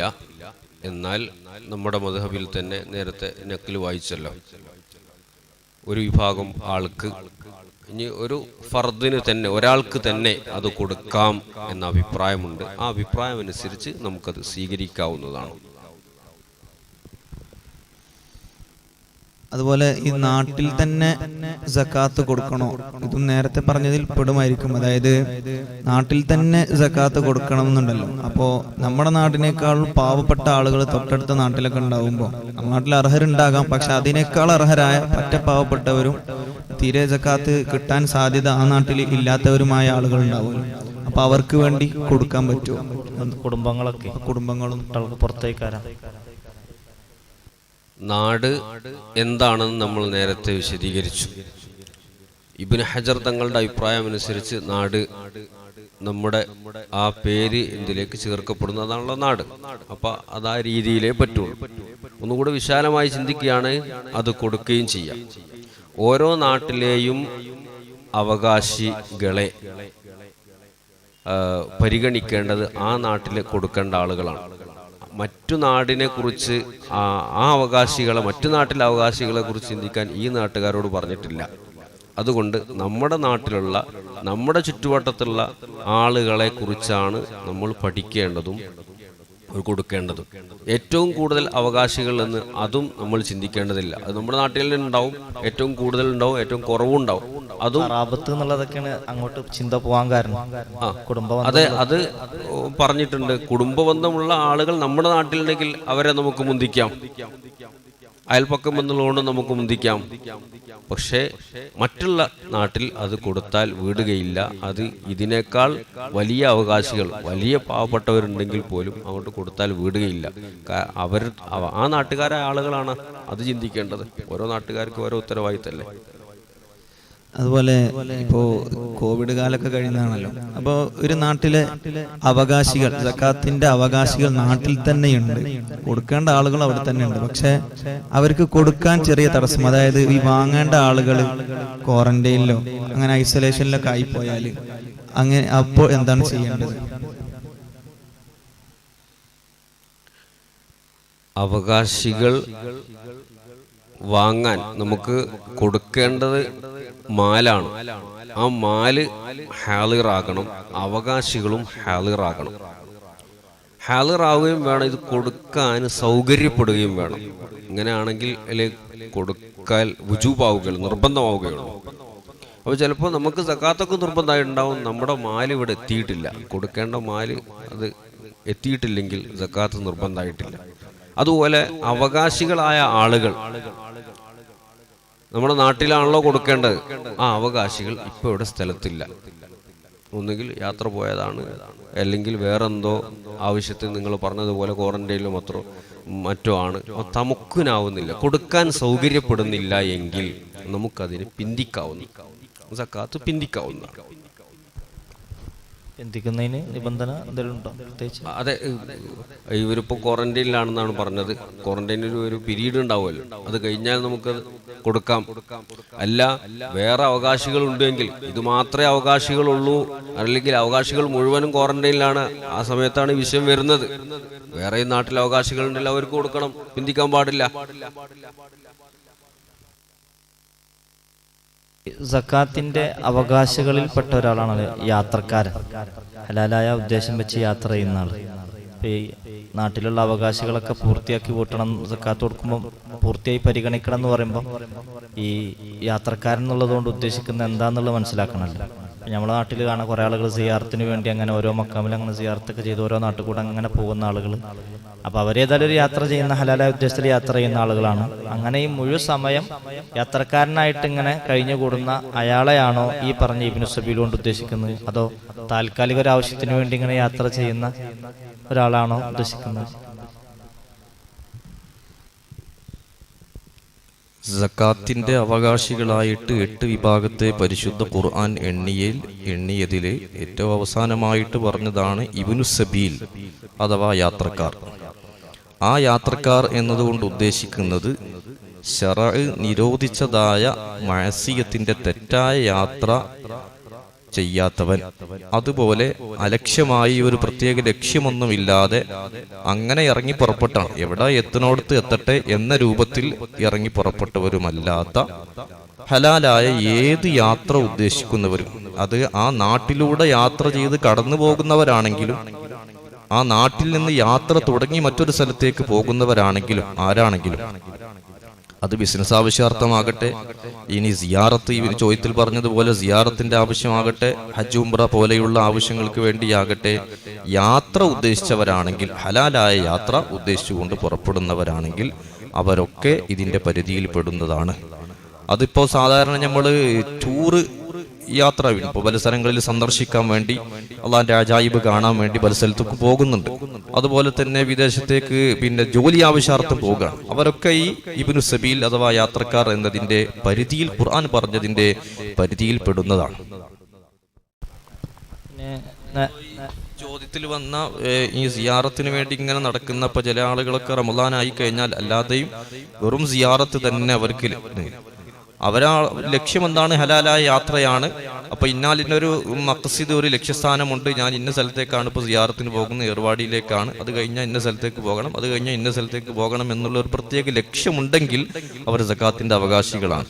ഒരു ലക്ഷ്യവുമില്ലാതെ അങ്ങനെ ഇറങ്ങി പുറപ്പെട്ടതാണ്. ഞാൻ നേരത്തെ പറഞ്ഞ എവിടെ എത്തുന്നത്, ബസ് അങ്ങോട്ടാ പോണത് അങ്ങോട്ട് എന്ന രൂപത്തിൽ ആണ് എങ്കിൽ എന്നാൽ അവർക്ക് സക്കാത്തിന്റെ അവകാശികളെ പരിധിയിൽ പെടൂല. നേരത്തെ കച്ചവടത്തിന്റെ സക്കാത്തുമായി ബന്ധപ്പെട്ട് ഒരു ചോദ്യം. ഈ കച്ചവടത്തിന്റെ സക്കാത്ത് വിശദീകരിക്കുന്ന അതിന്റെ വിശദാംശങ്ങളിൽ കാണാം, കടലിൽ പോയിട്ട് മീൻ പിടിച്ചുകൊണ്ടിരുന്ന ആൾക്ക് കച്ചവടത്തിന്റെ, മീൻ പിടിച്ചുകൊണ്ടെന്ന് മറ്റുള്ളവർക്ക് കൊടുക്കുന്ന ആൾക്ക് കച്ചവടത്തിന്റെ സക്കാത്തില്ല. അവരിൽ നിന്ന് കാശ് മുടക്കി പിന്നെ അവര് പോയി കച്ചവടം ചെയ്ത് അതിൽ നിന്ന് ഇങ്ങനെ ലാഭം ഉണ്ടായി, അവർക്ക് കച്ചവടത്തിന്റെ സക്കാത്തുണ്ട്. സത്യത്തിൽ ഇവിടെ കൂടുതൽ ലാഭവും കാര്യങ്ങളൊക്കെ ഉണ്ടാകുക നേരെ കടലിൽ നിന്ന് മീൻ പിടിച്ചുകൊണ്ടെന്ന് കൊടുക്കുന്ന ആൾക്കാർക്ക്. അപ്പൊ എന്താ അതിന്റെ ഒരു കാരണം എന്നുള്ളത്?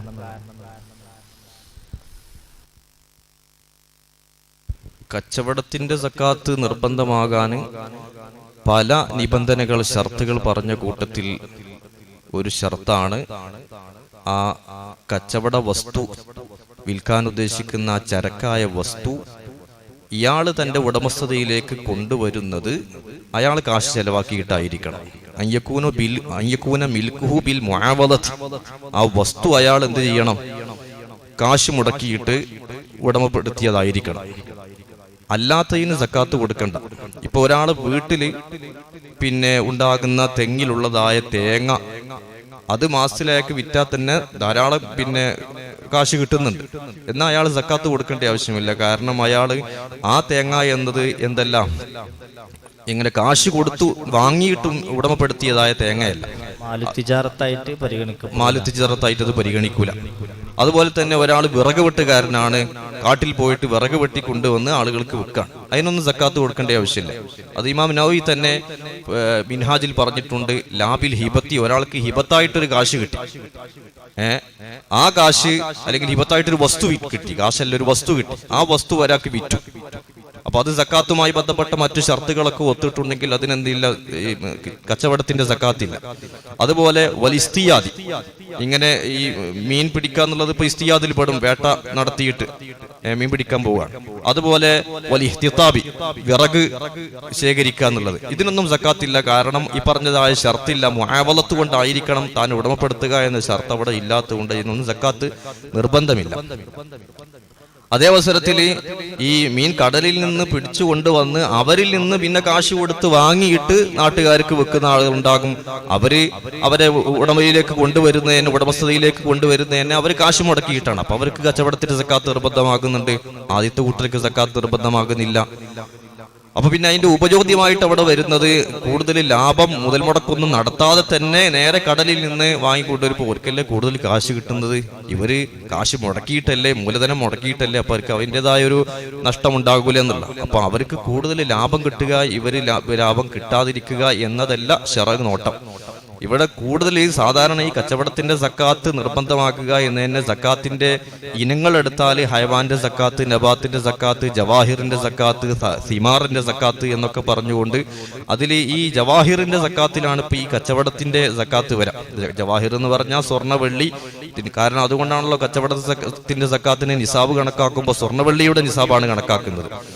അപ്പൊ ഈ സ്വർണ്ണവെള്ളിയുടെ നിസാബ് പോലെയാണ് കച്ചവടത്തിന് സക്കാത്ത് വരുന്നത്. ആളുകൾ കൂടുതലായിട്ടും ഇടപഴകുന്നത് എന്താണ്, മുതൽ മുടക്കിക്കൊണ്ട് എന്നിട്ടത് വാങ്ങിയിട്ട് മറ്റൊരു സ്ഥലത്ത് കൊണ്ടുപോയി വെക്കുക എന്നുള്ളതായ ഒരു ബിസിനസ് ട്രെൻഡാണ് കൂടുതലായിട്ട് പണ്ട് മുതലേ ഉള്ളത് എന്നതുകൊണ്ടാണ് അതിന് സക്കാത്ത് നിർബന്ധമായിട്ടുള്ളത്.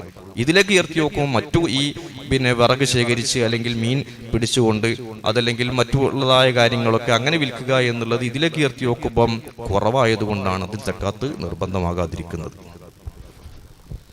അത് ഈ കടലിൽ നിന്ന് മീൻ കൊണ്ടുവരുന്ന ആൾക്ക് സക്കാത്ത് നിർബന്ധമാകില്ല എന്ന് പറഞ്ഞാൽ അവർക്ക് കച്ചവടത്തിന്റെ സക്കാത്ത് നിർബന്ധമാകില്ല എന്നാണ്. അതേസമയത്ത് ഇവരുടെ ഈ ലാഭം ഒന്നായിട്ട് അവർക്ക് ഒറ്റയടിക്ക് കഴിയില്ലല്ലോ, എങ്ങനെയാണ് ഡെപ്പോസിറ്റ് ഉണ്ടാവും. അപ്പോൾ അതിന്റെ കാശിന്റെ സക്കാത്ത് അത് വേറെ വരും. പരിഗണിച്ചിട്ടില്ല, അതുകൊണ്ട് കച്ചവടത്തിന്റെ സക്കാത്ത്. ഇതിന് കച്ചവടത്തിന്റെ സക്കാത്തില്ല. ഏതൊരു മനുഷ്യനെയും കച്ചവടത്തിലേക്ക് പ്രോത്സാഹിപ്പിക്കുക എന്ന രീതിയിൽ ലാഭം ഉണ്ടാക്കുക എന്നാണല്ലോ കച്ചവടത്തിന്റെ ഉദ്ദേശം തന്നെ. അപ്പൊ അത് കച്ചവടത്തിന്റെ സക്കാത്ത് എന്നുള്ള നിലക്ക് വരും. ഡെപ്പോസിറ്റ് ചെയ്തു വെക്കുന്ന ആള്, അത് പല ആളുകളും കച്ചവടം നടത്താതെ കാശ് അട്ടിക്ക് വെക്കുന്നതായ ആളുകൾ ഉണ്ടാവും. അവർക്കപ്പോൾ അതിൻ്റെതായ സക്കാത്ത് അവർ കൊടുക്കണം. സാധാരണ ആളുകൾ ചോദിക്കുന്ന ചോദ്യം കുറിയുടെ സക്കാത്ത്. ഉദാഹരണം പറയുകയാണെങ്കിൽ ഒരു 6 ലക്ഷത്തിന്റെ കുറിയാണ്, ഓരോ മാസവും 10,000 അടക്കണം. അങ്ങനെ 2 വർഷം ഇയാള് അടച്ചു കഴിഞ്ഞിട്ടുണ്ട്, ഇയാൾക്ക് നറുക്ക് വീണ്ടൊന്നുമില്ല. അപ്പൊ ഈ അടച്ച ഇതിന് സക്കാത്ത് ഉണ്ടോ എന്നുള്ളതാണ്.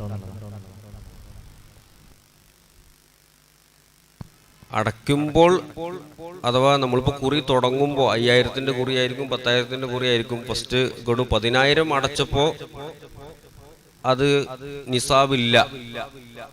നിസാബ് എത്തിയതിന് ശേഷം അഥവാ 595 ആ വെള്ളിയുടെ ആ മൂല്യം, മാർക്കറ്റ് മൂല്യം എത്തിയതിന് ശേഷം ഒരു വർഷം തികയണം. അപ്പോൾ അയാൾക്ക് അതിന്റെ സക്കാത്ത് നിർബന്ധം. അതിനു മുമ്പ് അടിച്ചിട്ടുണ്ടെങ്കിൽ വർഷം തികഞ്ഞിട്ടില്ല, അതുകൊണ്ട് സക്കാത്ത് നിർബന്ധമില്ല. അടിച്ചിട്ടില്ലെങ്കിൽ, ഉദാഹരണമായിട്ട് ഒരു 40,000 ആണ് അതിന്റെ മാർക്കറ്റ് മൂല്യം എന്ന് സങ്കല്പിക്കാം. അപ്പോൾ 40,000 എത്തിയതിനു ശേഷം, അത് 4 ഗഡു അയാൾ അടച്ചതിന് ശേഷം ഒരു വർഷം തികഞ്ഞു. ഒരു വർഷം തികഞ്ഞാൽ ഈ 40,000-ന് അതിന്റെ 2.5% സക്കാത്ത് കൊടുക്കണം. അപ്പൊ കുറിയിലാവുമ്പോൾ നമ്മൾ ശ്രദ്ധിക്കേണ്ട കാര്യം, ഓരോ മാസവും അടക്കുന്നുണ്ട്.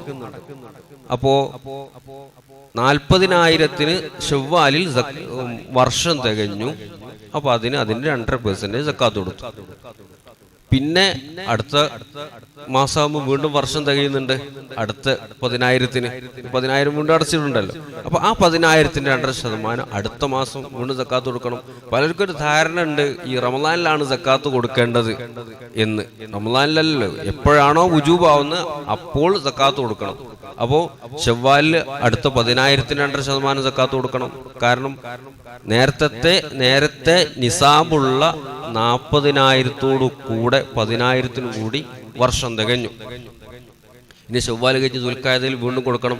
അടിച്ചിട്ടില്ല, നറുക്ക് വീണിട്ടില്ല. കഴിഞ്ഞ ദുൽഖഅദയിലെ 10,000-ന് ഇവിടെ വർഷം തികഞ്ഞു. ദുൽഖഅദയിൽ 10,000-ന് സക്കാത്ത് കൊണ്ടു. അപ്പൊ നറുക്ക് വീഴുന്നത് വരെ ഓരോ മാസവും, വർഷം തികഞ്ഞതിന് ശേഷം ഓരോ മാസവും കൂടി വരുന്ന ഗഡുക്കൾക്ക് സക്കാത്ത് കൊടുത്തുകൊണ്ടേയിരിക്കണം. 6 ലക്ഷം പറഞ്ഞത്, അപ്പോൾ ഇങ്ങനെ ഓരോന്നിങ്ങനെ കൊടുത്തുകൊണ്ടിരിക്കണം. അതാണ്. അപ്പോൾ ഇത് കിട്ടുമെന്നുള്ള ഉറപ്പായത് കൊണ്ടാണ്. കാരണം നറുക്ക് കിട്ടുമെന്ന് ഉറപ്പായത് കൊണ്ട് ഇപ്പോൾ തന്നെ സക്കാത്ത് കൊടുക്കണം. ഇനി കിട്ടുമെന്ന് ഉറപ്പില്ലാത്തതാണെങ്കിൽ കിട്ടിയതിന് ശേഷം കൊടുത്താൽ മതി എന്ന് പണ്ഡിതന്മാർ പറഞ്ഞിട്ടുണ്ടല്ലോ. ഇപ്പം നമ്മളെ നാട്ടിൽ ചില ആളുകളൊക്കെ സക്കാത്ത് കമ്മിറ്റികൾക്ക് കൊടുക്കുന്നൊരു, സക്കാത്ത് പിരിക്കാൻ വേണ്ടി കുറച്ച് ആളുകൾ ഇറങ്ങുക ആമിലീങ്ങളായിട്ട്, എന്നിട്ട് അവർ പറയുന്ന അങ്ങനെ, എന്നിട്ട് അവർക്ക് കൊടുക്കുന്നു. അപ്പം അങ്ങനെ ഈ കമ്മിറ്റിനെ സക്കാത്ത് കൊടുത്താൽ മതിയാകോ എന്നുള്ളത്. സക്കാത്ത് കമ്മിറ്റി എന്ന പേരിൽ നമ്മുടെ നാട്ടിലെ ഉൽപ്പതിഷ്ണുക്കളായ ചില ആളുകൾ അങ്ങനെ ഒരു കമ്മിറ്റി ഉണ്ടാക്കി ആളുകളെ വീട് വീടാന്തരം കയറി സക്കാത്ത് ശേഖരിക്കുന്ന ഒരു ഏർപ്പാട്, അത് നമ്മുടെ നാട്ടിൽ കണ്ടുവരുന്നുണ്ട്. അങ്ങനെയുള്ള ഒരു കമ്മിറ്റിക്ക് സക്കാത്ത് കൊടുത്താൽ വീടുമോ ഇല്ലേ എന്നതാണ് ചോദ്യം. വീടില്ല, പല കാരണത്താലും വീടില്ല. ഒന്നാമതായി, സക്കാത്ത് വിതരണം ചെയ്യാൻ ശറഅ് 3 മാർഗമാണ് നിശ്ചയിച്ചിട്ടുള്ളത്. ഇസ്ലാമിക ഭരണമുള്ള ഇസ്ലാമിക സ്റ്റേറ്റ് ആണെങ്കിൽ അവിടെ ഭരണാധികാരിക്ക് ഏൽപ്പിക്കുക എന്നതാണ് ഒരു രൂപം. മറ്റൊന്ന്, ഉടമസ്ഥൻ നേരിട്ട് അവകാശികളിലേക്ക് എത്തിച്ചു കൊടുക്കുക എന്നുള്ളതാണ്. മൂന്നാമത്തത്, ഭരണാധികാരിക്കോ അല്ലെങ്കിൽ അവകാശികൾക്കോ എത്തിച്ചു കൊടുക്കുവാൻ വേണ്ടി ഒരാളെ വക്കാലത്താക്കുക എന്ന്. ഈ 3 രൂപമാണ് സക്കാത്തിന്റെ അദാവുമായി ബന്ധപ്പെട്ട്, സക്കാത്ത് വിതരണവുമായി ബന്ധപ്പെട്ട് പണ്ഡിതന്മാർ, ഇമാമിങ്ങൾ പഠിപ്പിക്കുന്നത്. അതിൽപ്പോ നമ്മൾ ഈ പറഞ്ഞ കമ്മിറ്റി ഏതായാലും ഇസ്ലാമിക ഭരണാധികാരികളാകുന്ന അവിടുത്തെ രാജാവോ ഭരണാധികാരിയോ ഒന്നുമല്ല എന്നുള്ള ഉറപ്പാണ്. പിന്നെ രണ്ടാമത് പറഞ്ഞ സക്കാത്തിന്റെ അവകാശികൾക്ക് നേരിട്ട് ഉടമസ്ഥൻ എത്തിച്ചു കൊടുക്കുക, ഇവര് സക്കാത്തിന്റെ അവകാശികളുമല്ല. അപ്പൊ ആദ്യത്തെ 2 സാധ്യതകൾ ഏതായാലും ഇവിടെ ഇല്ല. പിന്നെ മൂന്നാമത്തെ സാധ്യത എന്താണ്? അവിടെ അത് അവകാശികളിലേക്കോ അതല്ലെങ്കിൽ ഭരണാധികാരിയിലേക്കോ എത്തിച്ചു കൊടുക്കാൻ വേണ്ടി ഒരാളെ വക്കാലത്താക്കുക എന്നുള്ളതാണ്. അപ്പൊ ഈ കാര്യം വക്കാലത്തിൽ പെടൂലേ? കമ്മിറ്റി വക്കീലിന്റെ സ്ഥാനത്ത്, കമ്മിറ്റി വക്കീലിന്റെ സ്ഥാനത്താകുമോ എന്നതാണ് അവിടെ ഉണ്ടാകുന്ന ഒരു കാര്യം. അവിടെ വക്കാലത്തിന് പറഞ്ഞതായ ഫുഖഹാ പറഞ്ഞ പണ്ഡിതന്മാര് പറഞ്ഞ ഇമാമിങ്ങൾ പറഞ്ഞ പല ഷർത്തുകളും ഇവിടെ പാലിക്കുന്നില്ല എന്നതുകൊണ്ട് ഇത് വക്കാലത്താകാനും പറ്റൂല. കാരണം വക്കീലി തഈനു, വക്കാലത്ത് ചെയ്യുന്ന അവസരത്തിൽ തഈൻ ചെയ്യണം. വക്കീൽ ഇന്ന ആളാണെന്ന് മുഅയ്യനായ രൂപത്തിൽ തഅയീൻ ചെയ്യണം. കമ്മിറ്റിക്കാരും ഇങ്ങനെ വരികയാണ്, ഒരു 5-6 ആളുകൾ, ഇത് കമ്മിറ്റിയാണ്, അത് ഇന്ന ആളെയാണ് നമ്മൾ കൊടുക്കാൻ വേണ്ടി വക്കാലത്താക്കുന്നില്ല, ആ കമ്മിറ്റിക്കാണ് കൊടുക്കുന്നത്. ആ കമ്മിറ്റി ഓരോരുത്തരും ചോദിച്ചാൽ എന്താണ്, ഞാൻ അതിന്റെ വക്കീലാണെന്ന് പറയാൻ അവർക്ക് കഴിയൂല, ചിലപ്പോൾ അവൻ ഒഴിഞ്ഞു മാറാം. അപ്പൊ അവിടെ വക്കീൽ മുഅയ്യനല്ല എന്നുള്ളതായൊരു പ്രശ്നമുണ്ട്. ഇബ്നു ഹജർ തുഹ്ഫയിൽ പറയുന്നുണ്ട് വശുരിത ലിൽ വക്കീലി തഅയീനു. മറ്റൊരു കാര്യം പറയുന്നുണ്ട് വലൈസ ലിൽ വക്കീലി അൻ യുവക്കില ബിലാ ഇദ്നിൻ. ഒരാളെ ഒരു കാര്യത്തിന് വേണ്ടി വക്കാലത്താക്കിയാൽ അയാളെ ഏൽപ്പിച്ച മുവക്കിലായ വ്യക്തിയുടെ സമ്മതമില്ലാതെ അയാള് എന്ത് ചെയ്യാൻ പറ്റൂല, വേറൊരാളെ വക്കാലത്താക്കാൻ പറ്റൂല. ഈ കമ്മിറ്റിക്കാര് സക്കാത്ത് കൊടുക്കേണ്ടതായ ആളുകളിൽ നിന്നും കാശോ അതല്ലെങ്കിൽ സക്കാത്തിന്റെ സ്വത്ത് വാങ്ങി കൊണ്ടുപോയിട്ട് അത് വേറെ ആളെ ഏൽപ്പിച്ച് പിന്നെ അങ്ങനെ അതിനെ പിന്നെ അസുലു പറവൊന്നും ഇല്ലാത്ത രൂപത്തിൽ അങ്ങ് ചെലവായി പോകുന്ന ഒരു കാര്യമാണ് സാധാരണ കണ്ടുവരാറുള്ളത്. പിന്നെ മറ്റൊരു ഷർത്ത് പറയുന്നുണ്ട്, പിന്നെ വക്കാലത്ത് ചെയ്യുന്ന അവസരത്തിൽ വക്കീലിനോട് മുവക്കില് വക്കാലത്തിന്റെ പ്രത്യേക ആ സീഗ, ആ പദം ഉപയോഗിച്ച് തന്നെ പറയണം. വയുസ്തറതു മിനൽ മുവക്കിലി ലഫ്ലുൻ സ്വരീഹുൻ ഔ കിനായത്തുൻ യഖ്തദി റിളാഅൻ. താൻ തന്റെ സക്കാത്ത് കൊടുക്കാൻ വേണ്ടി മറ്റൊരാളെ വക്കാലത്താക്കുന്ന രൂപത്തിൽ തനിക്ക് പൊരുത്തമാണ്, യഖ്തദി റിളൻ പൊരുത്തമാണ് എന്നറിയിക്കുന്നതായ വ്യക്തമായതോ അതല്ലെങ്കിൽ ഇതിന്റെ സൂചനാ രൂപത്തിലുള്ളതോ ആയ പദം ഈ വക്കാലത്ത് ഏൽപ്പിക്കുന്ന ആളെ ഭാഗത്ത് നിന്ന് ഉണ്ടാകണം. ഉദാഹരണം, വക്കൽ തുക, നിന്നെ ഞാൻ സക്കാത്ത് കൊടുക്കാൻ, എന്റെ സക്കാത്ത് വിതരണം ചെയ്യാൻ വേണ്ടി നിന്നെ ഞാൻ ഏൽപ്പിച്ചു എന്ന് പറഞ്ഞുകൊണ്ട് അങ്ങനെ ഈ ചെയ്യൽ, അങ്ങനെ വക്കാലത്താക്കൽ, അതും നിബന്ധനയാണ്. ഈ പറയപ്പെട്ട വക്കാലത്തിന്റെ പല നിബന്ധനകളും പാലിക്കപ്പെടാത്തത് കൊണ്ട് തന്നെ ഈ കമ്മിറ്റി വക്കീലാണ് എന്ന് പറയാനും നിർവാഹമില്ല. അപ്പൊ ഏതായാലും സക്കാത്ത് വിതരണത്തിന് ഫുഖഹാ ഇമാമിങ്ങൾ പഠിപ്പിച്ചതായ ഈ 3 മാർഗങ്ങളിലും ഇത് പെടുന്നില്ല എന്ന ഒരു പ്രശ്നമുണ്ട് അവിടെ. മറ്റൊരു പ്രശ്നം, ഈ സക്കാത്ത് ശേഖരിക്കുക, ഇനി ഇമാമാണെങ്കിൽ തന്നെ ആ ശേഖരിക്കുന്നതിന് സക്കാത്തിന്റെ സ്വത്തുകൾ തന്നെ നമ്മൾ ഫുഖഹാ ബാത്തിനിയായ മാല്, ലാഹിരിയായ മാല് എന്നിങ്ങനെ 2 തരംതിരിച്ചിട്ടുണ്ട്. പ്രത്യക്ഷ സ്വത്തുക്കളും പരോക്ഷ സ്വത്തുക്കളും. നമ്മളിപ്പോ ഈ കൃഷി, പയവർഗ്ഗങ്ങള്, ആട്, മാട്, ഒട്ടകം തുടങ്ങിയതൊക്കെ ലാഹിരിയായ മാലാണ്. അതേ അവസരത്തിൽ സ്വർണ്ണ, വെള്ളി, പിന്നെ മറ്റു പണം, കാശ്, പിന്നെ മാലു തിജാറത്ത്, കച്ചവടത്തിന്റെ ചരക്ക്, ഇതൊക്കെ ബാത്തിനിയായ മാലുകളാണ്. നമ്മുടെ നാട്ടിൽ ഏതായാലും ഇപ്പോഴത്തെ അവസ്ഥയിൽ എന്തില്ല, ഈ കൃഷിവർഗങ്ങളുടെ സക്കാത്ത്, ആടുമാട്, ഒട്ടകത്തിന്റെ സക്കാത്ത് അതൊന്നും വ്യാപകമായിട്ടില്ല. വ്യാപകമായിട്ട് സക്കാത്ത് ഇപ്പോ പിന്നെ ആളുകൾ കൊടുക്കുന്നത് സ്വർണ്ണവെള്ളിയുടെ സക്കാത്ത്, അല്ലെങ്കിൽ കറൻസിയുടെ സക്കാത്ത്, കാശിന്റെ സക്കാത്ത്, പിന്നെ കച്ചവട ചരക്കിന്റെ സക്കാത്താണ്. ഈ കച്ചവട ചരക്കിന്റെ സക്കാത്തും ഈ സ്വർണ്ണവെള്ളിയുടെ സക്കാത്തും ഒക്കെ ബാത്തിനിയായ മാലാണ്, പരോക്ഷ സ്വത്തുക്കളാണ് എന്നർത്ഥം. അത് പറയാം, പരോക്ഷ സ്വത്തുക്കളാണ്. ആ പരോക്ഷ സ്വത്തുക്കളുടെ സക്കാത്ത് പിരിച്ചെടുക്കാൻ ഇസ്ലാമിക ഭരണാധികാരിയായ ആ ഇസ്ലാമിക സ്റ്റേറ്റുള്ള ഇസ്ലാമിലെ ഭരണാധികാരിക്ക് തന്നെ അവകാശമില്ല. വലൈസലിൽ ഇമാമിയ യതുലുബഹ.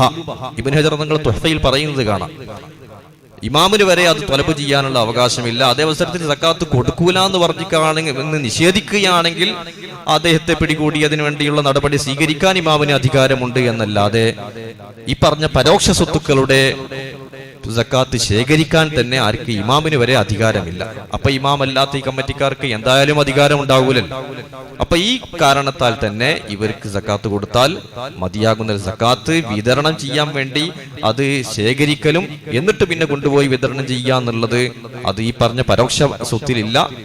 പരോക്ഷ സ്വത്തിലേ ഉള്ളൂ, പ്രത്യക്ഷ സ്വത്തിലില്ല. നമ്മുടെ നാട്ടിൽ പരോക്ഷ സ്വത്തുക്കളാണ് കൂടുതലായിട്ടും ഉള്ളത് എന്നതുകൊണ്ട് തന്നെ പിന്നെ ഈ കറൻസിയുടെ സക്കാത്താണെങ്കിലും സ്വർണ്ണവെള്ളിയുടെ സക്കാത്താണെങ്കിലും കച്ചവട ചരക്കിന്റെ സക്കാത്താണെങ്കിലും ഇവരെ ഏൽപ്പിച്ചാൽ മതിയാകൂല.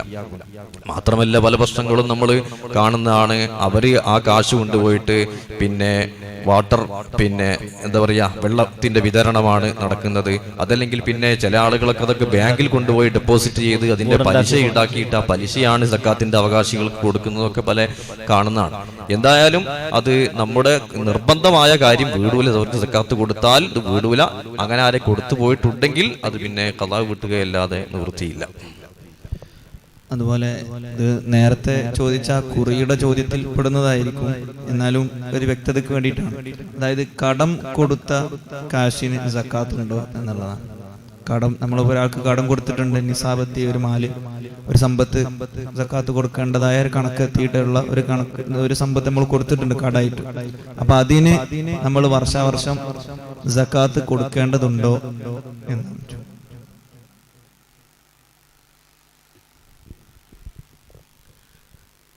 കടം കൊടുത്ത സംഖ്യക്ക് സക്കാത്ത് കൊടുക്കേണ്ടതുണ്ടോ എന്ന് ചോദിച്ചാൽ,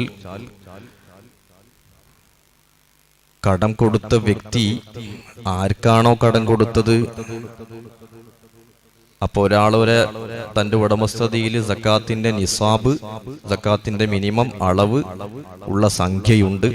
ആ സംഖ്യ ഒരു വർഷം പൂർത്തിയാകുന്നതിന്റെ ഇടയ്ക്ക് അയാൾ മറ്റൊരാൾക്ക് കടമായി കൊടുത്തു. ഉദാഹരണം ഒരു 2 ലക്ഷം രൂപ, ഉദാഹരണം പറയാണ്, 2 ലക്ഷം രൂപ ഉണ്ടായാലേ സക്കാത്ത് നിർബന്ധമാകൂ എന്നല്ല അർത്ഥം. അപ്പൊ ആ കടം കൊടുത്താൽ ആ കടം വാങ്ങിയ വ്യക്തി ഏത് സമയത്ത് ചോദിച്ചാലും തിരിച്ചു തരാൻ കഴിവുള്ള വ്യക്തിയാണെങ്കിൽ, സാമ്പത്തികമായ കഴിവുള്ള വ്യക്തിയാണ്, അയാൾ നിഷേധിക്കുന്നില്ല, നീ എനിക്ക് കടം തന്നിട്ടില്ല എന്ന് നിഷേധിക്കുന്നുണ്ടെങ്കിൽ തന്നെ ഇയാൾക്ക് സാക്ഷികളുണ്ടെങ്കിൽ കുഴപ്പമില്ല, സാക്ഷികളുമില്ല, അങ്ങനത്തെ ഒരവസ്ഥയിലാണെങ്കിൽ അപ്പോൾ അയാൾ സമ്മതിക്കുന്നുണ്ട്, അയാൾ ചോദിച്ചാൽ ഏത് സമയത്ത് ചോദിച്ചാലും തിരിച്ചു തരാൻ കഴിവുള്ള വ്യക്തിയാണെങ്കിൽ ആ കൊടുത്തതായ സംഖ്യ പിന്നെ ഇയാളെ ഉടമസ്ഥതയിൽ ആരാണോ കടം കൊടുത്തത് അയാളെ ഉടമസ്ഥതയിൽ, കടം കൊടുത്ത ആ ഡേറ്റ് മുതലല്ല, ഇയാളെ ഉടമസ്ഥതയിൽ വന്ന ആ ഡേറ്റ് മുതൽ ഒരു വർഷം തികഞ്ഞാൽ തന്നെ അതിന്റെ 2.5% സക്കാത്ത് കൊടുത്തുകൊണ്ടേയിരിക്കണം. ഓരോ വർഷം അയാള് കടം തിരിച്ചു തരാത്ത കാലത്തോളം ഓരോ വർഷവും കഴിയും തോറും അതിന്റെ 2.5% സക്കാത്ത് കൊടുക്കണം. ഇനി അതേ അവസരത്തിൽ അയാള് തിരിച്ചു തരാൻ കഴിവില്ലാത്ത വ്യക്തിയാണ്, മറ്റേ പാവപ്പെട്ട ഒരു വ്യക്തിയാണ്, വീടിന് വേണ്ടിയോ മകളെ കെട്ടിക്കാൻ വേണ്ടിയോ എന്തോ കടം വാങ്ങിയതാണ്, തിരിച്ചു തരാൻ അദ്ദേഹത്തിന് കഴിവില്ല എന്ന് എല്ലാവർക്കും അറിയാം. എന്നാൽ അല്ലെങ്കിൽ കഴിവുണ്ട്, പക്ഷെ അയാൾ നിഷേധിക്കുകയാണ്, ഞാൻ അങ്ങനെ കടം വാങ്ങിയിട്ടില്ല എന്ന് പറഞ്ഞ് നിഷേധിക്കുകയാണ്. നിഷേധിക്കുന്ന അവസരത്തിൽ ഈ പറഞ്ഞതായ കടം കൊടുത്ത വ്യക്തിക്ക് സാക്ഷികൾ ഉണ്ടെങ്കിൽ എന്നാ പിന്നെ ആ നിഷേധത്തിന് അർത്ഥമില്ല. സാക്ഷികളില്ല, അയാൾ നിഷേധിക്കുകയാണ്. ഇത്തരം ഘട്ടത്തിൽ കടം കൊടുത്ത വ്യക്തി അവിടെ എന്താണ്, അത് സ്ഥാപിക്കാൻ മൂപ്പർക്ക് കഴിയുന്നില്ല കടം കൊടുത്തു എന്നുള്ളത്. അപ്പൊ ആ അവസരത്തിൽ ഏത് സമയത്താണോ അദ്ദേഹം ആ കടം തിരിച്ചു തരുന്നത്, വർഷങ്ങൾ എടുത്തേക്കാം, ആ ഏത് സമയത്താണോ തിരിച്ചു തരുന്നത് അന്ന് മാത്രം സക്കാത്ത് കൊടുത്താൽ മതി. ഏതായാലും അതിന്റെ സ്വത്തിന് സക്കാത്ത് ഉണ്ടാകും, ഇപ്പോൾ തന്നെ കൊടുക്കണമെന്നില്ല, സക്കാത്ത് കൊടുത്താൽ മതിയാകുന്നതാണ്. പിന്നെ അക്കൗണ്ടിൽ സക്കാത്ത് അവകാശികൾക്ക് അക്കൗണ്ടിലേക്ക് പൈസ അയച്ചു കൊടുക്കുക, അങ്ങനെ ആകുമ്പോൾ സക്കാത്ത് കൂടും. അതുപോലെ ഈ അവകാശി വിദേശത്തുള്ള ആളാണ്, അയാൾ അക്കൗണ്ടിലേക്ക് നമ്മുടെ സക്കാത്തിന്റെ പൈസ അയച്ചു കൊടുത്തു, അതൊക്കെ വീടും എന്നുള്ളത്.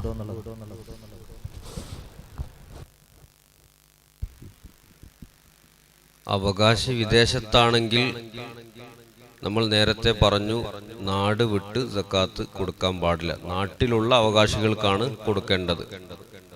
വിദേശത്താണെങ്കിൽ നാട്ടിലില്ലാത്ത അവകാശിയാണ്, അപ്പോൾ അദ്ദേഹത്തിന് കൊടുക്കൽ നമ്മുടെ മദ്ഹബ് അനുസരിച്ച് ശരിയല്ല, പ്രബലാഭിപ്രായം അനുസരിച്ച് ശരിയല്ല. അത് അക്കൗണ്ടിലൂടെ കൊടുക്കുകയാണെങ്കിലും അക്കൗണ്ട് അല്ലാതെ കൊടുക്കുകയാണെങ്കിലും ശരിയല്ല. അപ്പോൾ നമ്മുടെ നാട്ടിലുള്ള അവകാശികൾക്ക് അക്കൗണ്ട് ത്രൂ കൊടുക്കുകയാണ്, ഗൂഗിൾ പേ വഴി കൊടുക്കുകയാണ്, അവരെ അവകാശിയാണെന്ന് ബോധ്യപ്പെട്ടപ്പോൾ അവർക്ക് കൊടുക്കാൻ പറ്റുമോ എന്നതാണ്. അതാന് നിയ്യത്ത് ചെയ്യണം, അതുപോലെ അവകാശികൾക്ക് കൊടുക്കണം. ഇങ്ങനെ 2 ഷർത്തുകളാണല്ലോ ഉള്ളത്.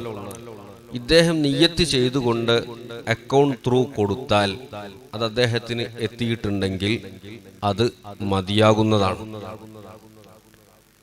കാരണം ഇത് എൻ്റെ സക്കാത്താണ് എന്നുള്ളത് അവകാശിയെ അറിയിക്കൽ നിർബന്ധമില്ല. നിയ്യത്ത് ചെയ്യുക, കൊടുക്കുക, അദ്ദേഹത്തിൻ്റെ അടുത്ത് എത്തുക, അദ്ദേഹത്തിൻ്റെ സ്വന്തമായിട്ട് എടുക്കാനും മറ്റും പറ്റുന്ന രീതിയിൽ എത്തുക എന്നതേ നിർബന്ധമുള്ളൂ. കൈവശം തന്നെ കൊടുക്കണം എന്നുമില്ല. അതുകൊണ്ട് അക്കൗണ്ട് ത്രൂ കൊടുത്താൽ അത് ശരിയാവുന്നതാണ്. കൊടുക്കുന്ന ആൾ ഉത്തരവാദിത്തം കൂടും, അയാൾ അറിയിച്ചിട്ടുണ്ടെങ്കിലും. അതെ. അപ്പോൾ കച്ചവടത്തിന്റെ സക്കാത്ത്, ഫിത്ർ സക്കാത്ത്, ഇതുമായി ബന്ധപ്പെട്ട നമ്മുടെ ചർച്ച അവസാനിക്കുകയാണ്. ഏകദേശം പ്രസക്തമായ ചോദ്യങ്ങളൊക്കെ ചോദിച്ചിട്ടുണ്ട്. അള്ളാഹു നമ്മുടെ ഈ ചർച്ച നമ്മിൽ നിന്ന് സ്വീകരിക്കുമാറാവട്ടെ. ആളുകൾ, സാധാരണക്കാരായ ആളുകൾ ഇത് കേട്ട് ഉപയോഗപ്പെടുത്തുമെന്ന് പ്രതീക്ഷിക്കുകയാണ്. സക്കാത്ത് കൊടുക്കാൻ നിർബന്ധമുള്ള ഒരുപാട് ആളുകൾ ശരിക്കതിൻ്റെ ഗൗരവം മനസ്സിലാക്കേണ്ടതുണ്ട്. അത് എങ്ങനെയാണ് കൊടുക്കേണ്ടത് എന്നുമായി ബന്ധപ്പെട്ട വിശദീകരണങ്ങളൊക്കെ നടന്നു കഴിഞ്ഞു. അൽഹംദുലില്ലാ, അല്ലാഹു സുബ്ഹാനഹു വ തആല ഈ സംഗമം അവൻ തൃപ്തിപ്പെടുന്ന അമലായി നമ്മിൽ നിന്ന് സ്വീകരിക്കുമാറാകട്ടെ. അള്ളാഹു ഇത് ഉപകാരപ്പെടുന്ന ഒരു ചർച്ചയാക്കി അള്ളാഹു മാറ്റിത്തരുമാറാകട്ടെ. വാഖിറു ദഅവാനാ അൽഹംദുലില്ലാഹി റബ്ബിൽ ആലമീൻ. അസ്സലാമു അലൈക്കും വറഹ്മത്തുള്ളാഹി വബറകാതുഹു.